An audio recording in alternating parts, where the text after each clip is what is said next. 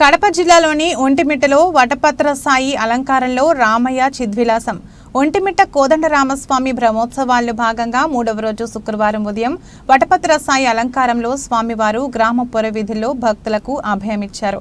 ఉదయం 7:30 నుండి స్వామివారి ఊరేగింపు వైభవంగా జరిగింది. భక్తజన బృందాలు చెక్క భజనలు కోలాటాలతో స్వామివారిని కీర్తిస్తుండగా మంగళ వాయిద్యాల నడుమ స్వామివారి ఊరేగింపు కోలాహలంగా జరిగింది. భక్తులు అడుగడుగునా కర్పూర హారతులు సమర్పించి స్వామివారిని దర్శించుకున్నారు. ఈ కార్యక్రమంలో టీటీడీ ఉన్నతాధికారులు భక్తులు పాల్గొన్నారు.